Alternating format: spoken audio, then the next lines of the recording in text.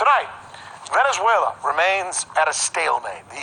The Maduro government has his backers who've peacefully taken to the streets, as you've seen in much of our coverage. The anti-Maduro factions have also been allowed to peacefully assemble and take to the streets. That's what's been going on for the last 3 weeks, right? Well, this weekend there are two concerts that are planned. One of them supporting Maduro, the other one against Maduro. Both, by the way, taking place at the border with Colombia, a place that's been kind of a hot zone lately.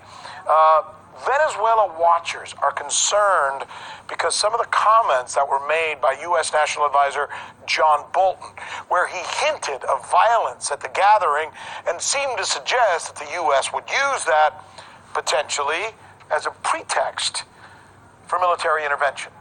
For more on Venezuela, here's RT correspondent Dan Cohen. February 23rd is fast approaching. That's the date self-proclaimed president of Venezuela, Juan Guaido, said so-called humanitarian aid will enter Venezuela. The focus is on the Tienditas bridge crossing on the border of Colombia and Venezuela. On the Venezuelan side, supporters of the government will hold a concert and rally against what they call an intervention. And on the Colombian side, the United States Agency for International Development, billionaire Richard Branson, and the Venezuelan opposition will hold a live aid concert.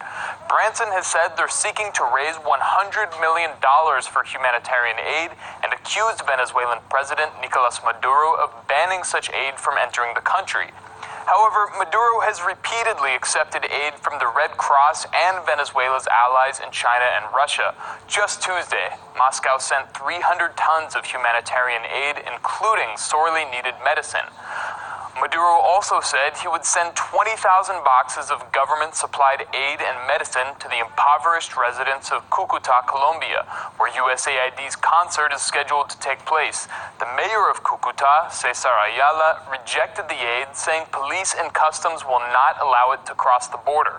This morning, Mercy Corps became the second international aid organization to denounce what it calls the politicization of humanitarian aid, saying, quote, "It is regrettable that aid has become a pawn in the political chess match between the governments of the United States and Venezuela.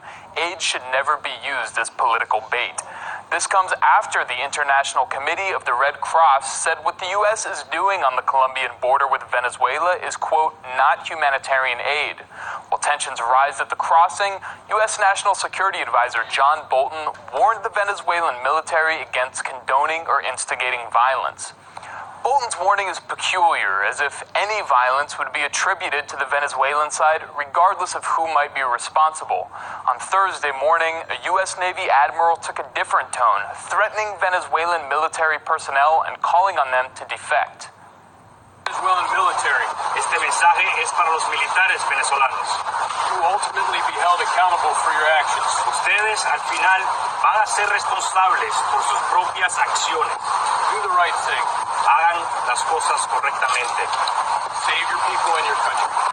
For now, preparations continue for these dueling concerts and rallies on both sides of the border separating Colombia and Venezuela. Back to you, Rick. Wow, I can't believe I just heard a U.S. admiral telling the military of a sovereign country that they have to take down their own president. That's really something.